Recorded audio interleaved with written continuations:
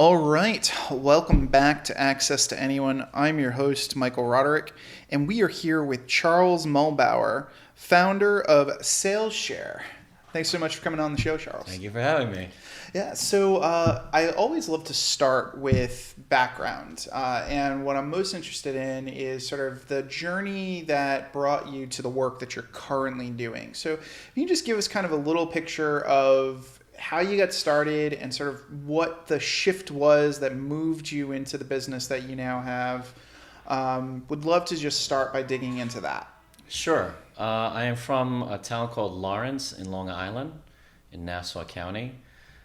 Grew up as a kid learning how to sing and taking voice lessons. So I'm a professional singer outside of work.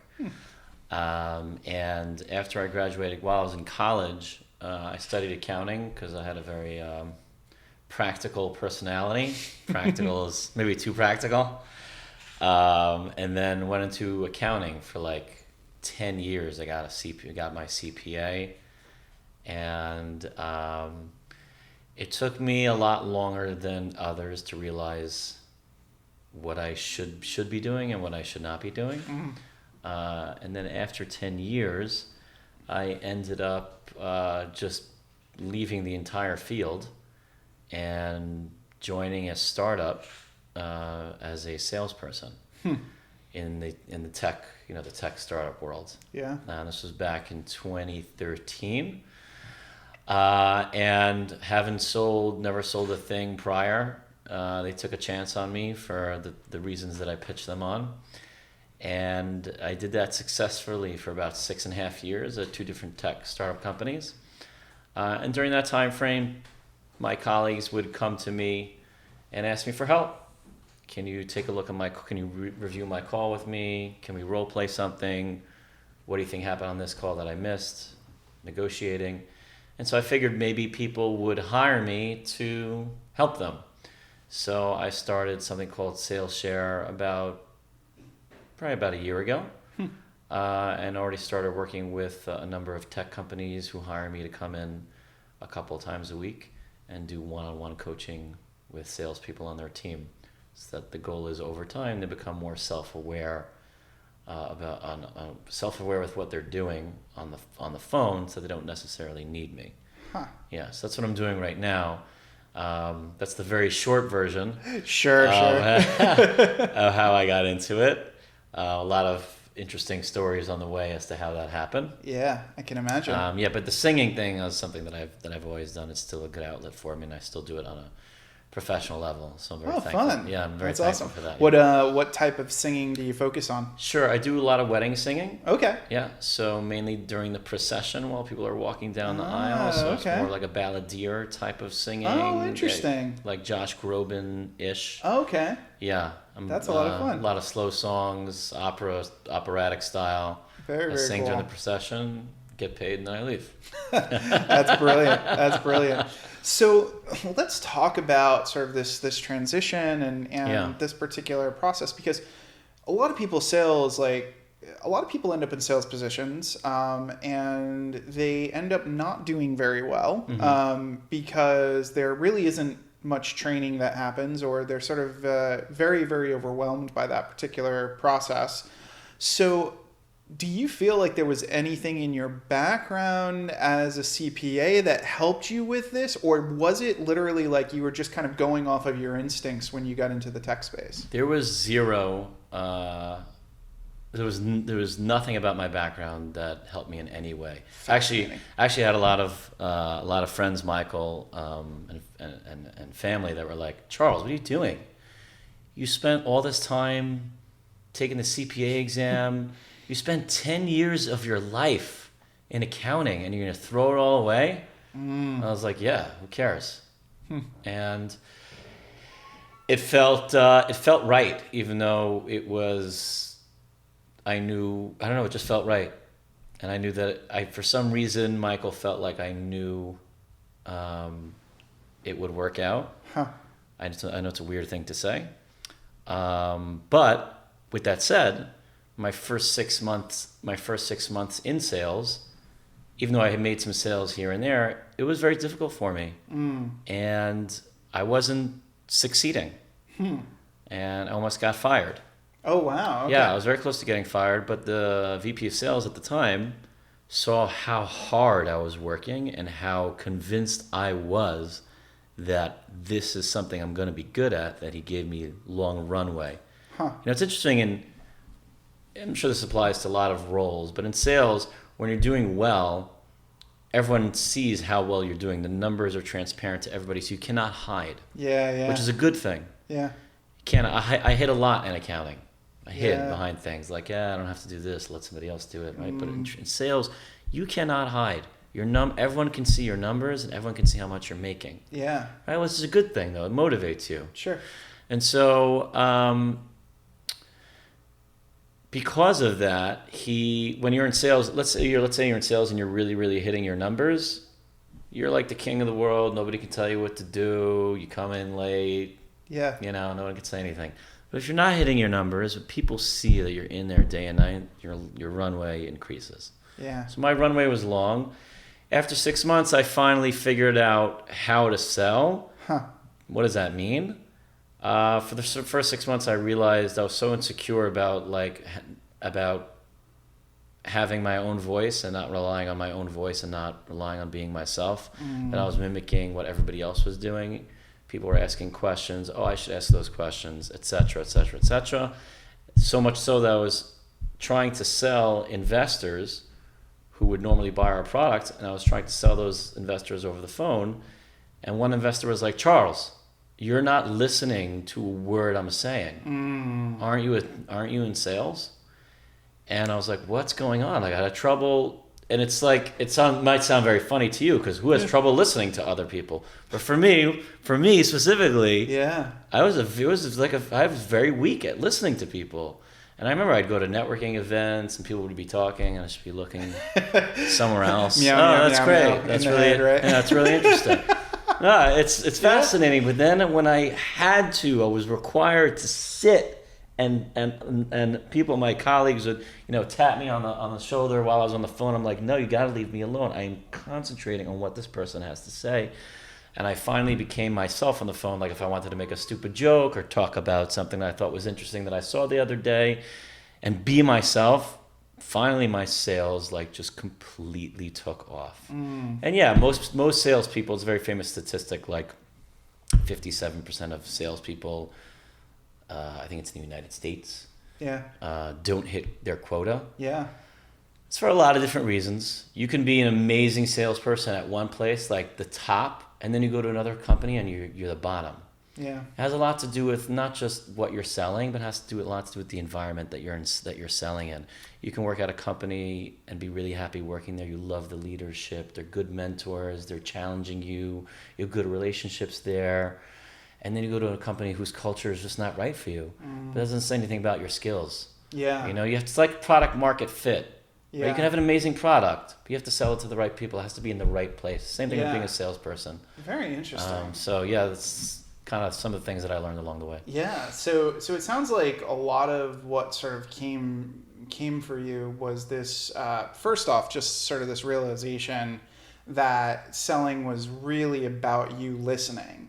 And not trying to sort of present the value and not trying to sort of break down all the benefits and the features for somebody, and really sort of take in what they were saying and then have it be more of a dialogue. So that seems pretty straight on. That's exactly correct. Yeah. So where did the shift come in terms of teaching this to others? And sales is one of those things where even in the entrepreneurial world, there's a lot of negative connotation. I've certainly had a lot of people who have wanted to teach me sales or explain sales to me in different capacities. And there's a lot of bad information out there, right? There's a lot of very rote, say it this way, do it that way kind of things.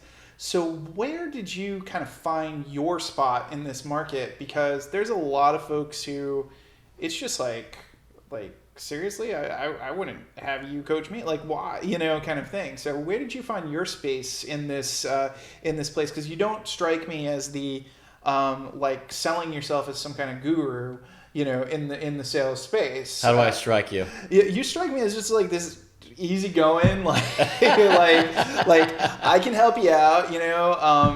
It's sort of along the lines of, like, I always say that, it's the classic kind of the lady doth protest too much, sort of thing. The folks who are sort of like really bombastic about how they're going to change your life and how they're going to fix things are usually the ones who don't. And it's the ones who are like, yeah, I might know some stuff. I might be able to help you. They're always the people who are the best. I found that with connectors, right? There are tons of people, they say they're connectors, and when they boast about being connectors, they're usually not very good connectors. Interesting. And then the people who are like, yeah, this is what you're looking for. Oh, here's somebody that you should meet, or here's somebody you should talk to, and they don't promote it. They're usually the best people. So right. I get a sense that you probably operated from a very, very different place breaking into this market. Well, I came from accounting to break into sales, so I mean that's enough said. Yeah, that's the first one. Yeah. The second one was, for me, like my own breakthrough for me doing well in sales was obviously, aside from just finding my own voice, which is so huge.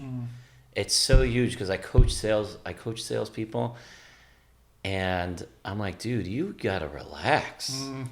You are just not being yourself. I understand you have an agenda, but cut it out.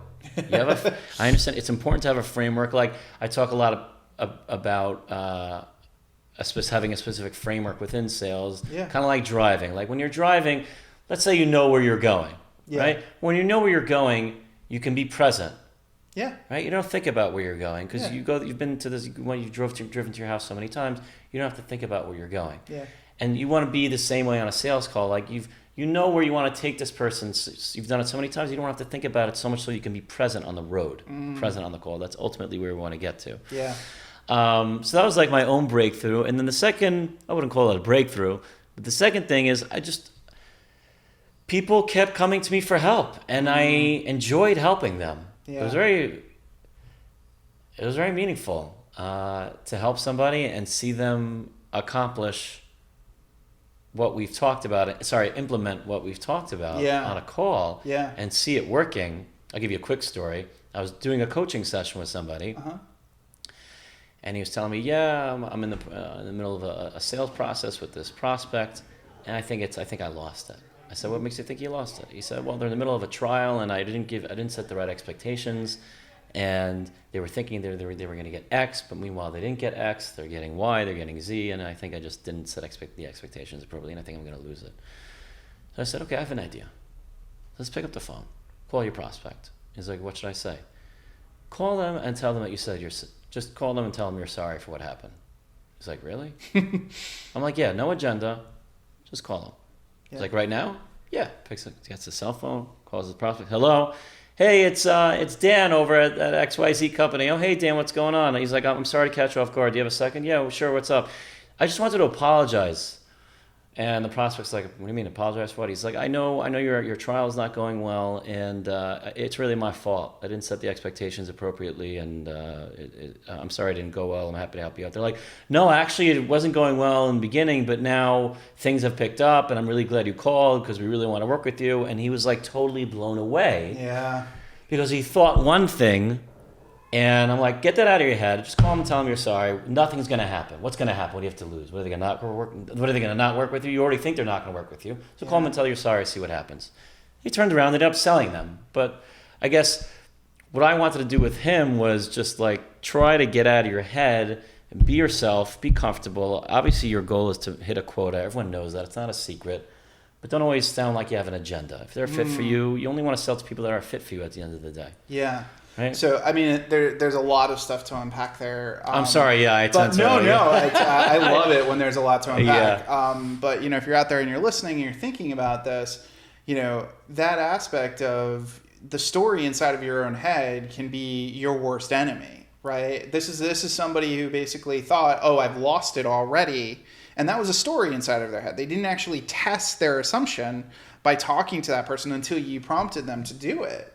So for a lot of people, there are those stories that they tell. I see this in particular all the time in follow-up, right? When you're reaching out to somebody and they don't respond to you, and then, you have people saying, well, they're just not interested, or, et cetera, et cetera, et cetera. And you have no idea why they're not responding, sort of what's happening within that particular space. I'd love to go into, I think, something that pops up for a lot of people who go off on their own, which is when you are selling for somebody else, there is a set price point. There is a very specific idea of like, this is the cost, this is the value, this is like, you have that already in place. When you go off on your own, especially if you're doing something that you really love and that you really enjoy, now it's up to you to set the price, right? Now it's up to you to have that conversation. Now it's up to you to kind of fill in all of those blanks. So when you got there, when you sat down and said, okay, I've been giving these folks advice, or, meeting people for coffee, et cetera, now I'm going to charge for it. How did you navigate that? That's an awesome question. Listen, I knew that, well, I didn't know, but I assumed, which is dangerous. I assumed that cold calling people and telling them what I'm doing and making up a price wouldn't be good to do in the very beginning. Mm-hmm. So I said, okay, probably the best thing for me to do, honestly, is to speak with to speak with people I used to work with who are now at different companies, tell them what I'm doing. They know, they've seen me in action, and for them to say, yeah, we should bring you in here. One of the companies, the VP of sales, he was the VP of sales. He made a decision. The other company, another colleague of mine, was not the head of sales, but he had to bring me in, and I had to convince the head of sales to bring me in. What did that look like? Yeah. He sat me down. This is hysterical. And they're like, all right, Charles, thanks for coming, blah, blah, blah. So what can you do for us? Now, that's like a danger zone right there. Yes, that's a hard question. Yes, because if you're not an experienced salesperson, you immediately tell them what you're going to do for them. Yeah. Very dangerous waters right there. He's like, well, what can you do for us? And this is the head of sales. Yeah. So, in the back of my head, like small pressure, like I have to impress this guy. I was like, no. I said, well, what do you need help with? I'm not going to pitch you on anything. Similar to what we were just talking about, like having an agenda. Yep. This may sound a little cheesy, but you really cannot. I really have nothing to sell you, even. Yeah. Unless I understand whether it's not worth like discussing a problem that you might have that I might be able to fix. Otherwise, I have nothing to sell you. Yeah. I'm useless until that comes into conversation. Yeah. So I said, well, what do you need help with? Then he spoke for 10 to 12 minutes, which is great for me. That's what I want. Exactly. Right? I don't want to talk. Notes. I don't enjoy talking. Yeah. Which is ironic because I'm on a podcast. Yeah. I spoke for 10 to 12 minutes, and then I said, okay, listen, this is what I've done for other people. If you feel like these could be potential problems, then this is where I could be helpful. I understand in your specific seat, you've never worked with me before. You don't know me. You don't know what's going to happen. Is it going to be good? Is it going to be bad? So we can, structure a shorter term. If you like what you see, then I'll be here longer. Yeah. And he looks at me and he said the funniest thing, and he goes, well, Charles, I guess you can't make us worse. So we're going to hire you. I don't care what the reason is. They hired me on a 4-week engagement, and then they hired me for another 3-4 months after that was over because they liked it so much. So now it's important for me to build relationships with people so that they'll introduce me. Oh yeah, he worked for us. This way, it's more of a relationship sale, which was actually harder for me to do because I came from just like a transactional sale. Yeah. Right. I don't need to have a relationship with somebody in like other companies. I'm not interested in having a relationship with you. I'm just interested in providing value. Yeah. This is more of who did you work for? Can I trust you? I want to meet you. That type of thing. So it's very different for me. It took me some time to getting used to, but that's how I started it. Yeah.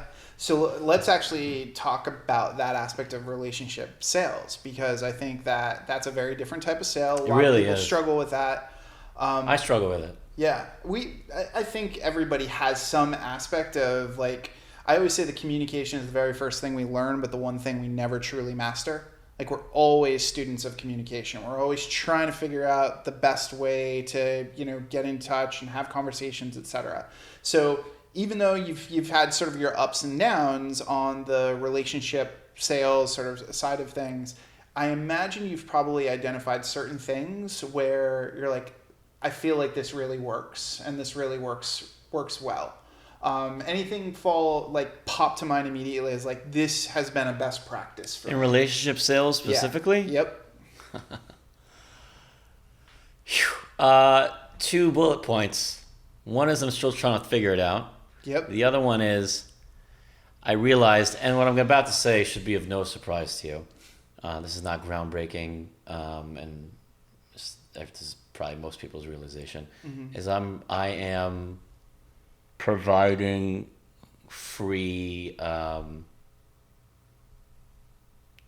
content to people as much as I possibly can, but not like, when I say content, I know everybody talks about content. I want to be a little bit more specific.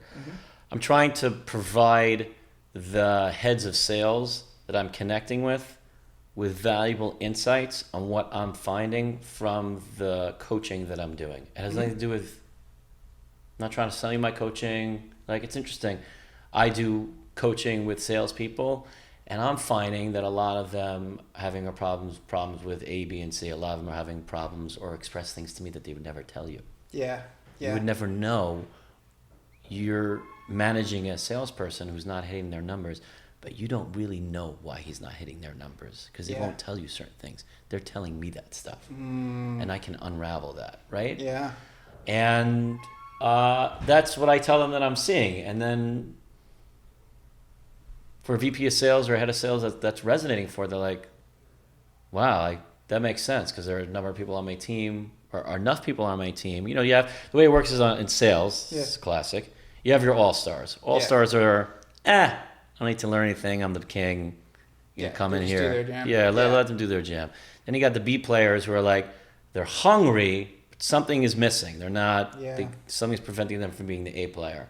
And then you have the C players. C players come in like 2 different forms. Some of them are hungry, but not coachable. Yep. Some of them are coachable, but not hungry. But you have to have both in order for them to improve. So it depends really who I'm talking to. So before I do coaching, I always got to kind of get a sense of, this guy is an A player, Charles, before you speak with him. And then I see the A player walks in and they're like, what are you going to teach me? Yeah, like, who are you? Who are you? I sold $1.5 million last year. Like, who are you? Yeah. Which is great. I love that. Yeah. It's very challenging for me. Yeah. But providing insight to them about what I'm experiencing, specifically with other salespeople, allows them to say, you know what, that resonates. Yeah. I'm seeing that too, and we have to fix it. Yeah. So you brought up 2 things, and if you're out there and you're listening, you're thinking about the sales process, I think these are 2 really, really important things. And the first thing is something that is a little sort of off the beaten path from a lot of what you'll hear, which is you are openly admitting that you are still learning, right? And there are so many people who are in the relationship space who basically assume that they've already got it locked down. They've already kind of figured out everything that there is to figure out. And what I see is that if you're not in constantly that learning kind of phase, that's when things really kind of go awry. That's when you have a lot of challenges and a lot of struggles. So that aspect of sort of constantly being open to learning and being honest with yourself about like, these things are working and these things are not, and I'm going to be reflective. I think that's one like major point.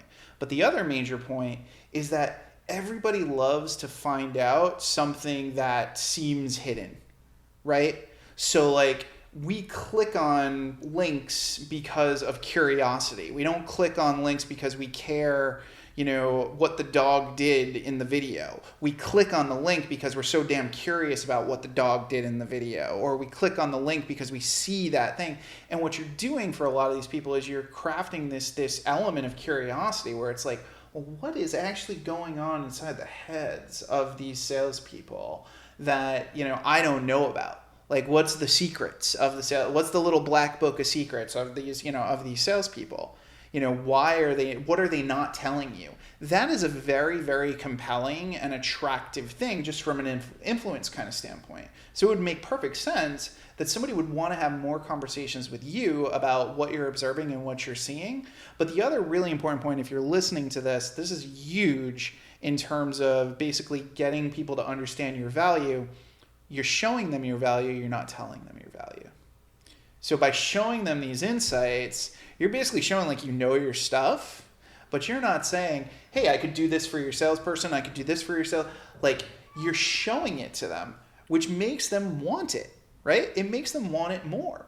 And I see this all the time where it's like you have to show people as opposed to tell them. And it happens in relationships all the time too. Yeah, it's interesting. That was very, very well, very, very well said. Thanks. I find when people value others who are teaching them something they didn't know. Mm-hmm. Like you're teaching me a lot right now that I didn't know.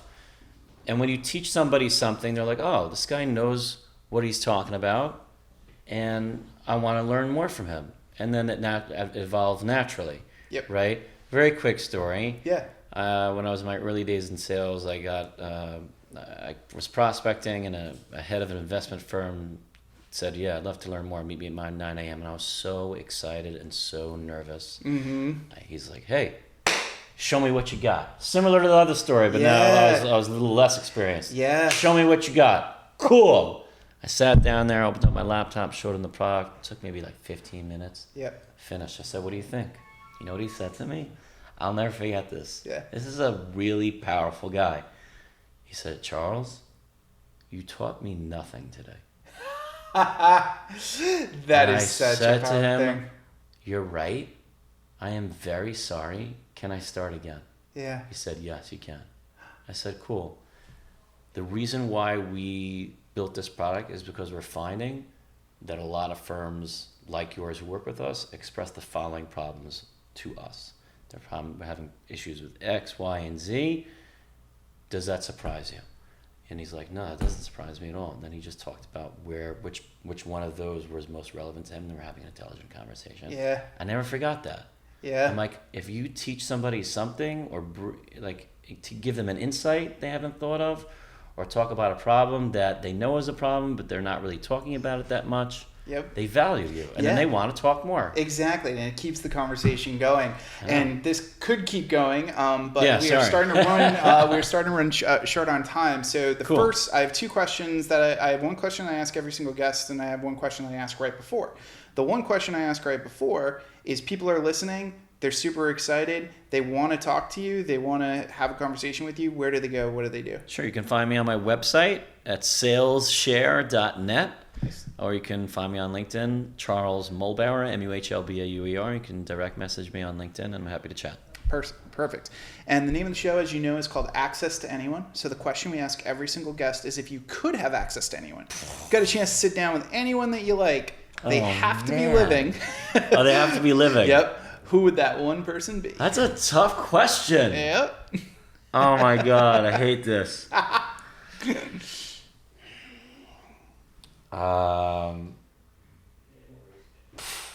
Well, okay.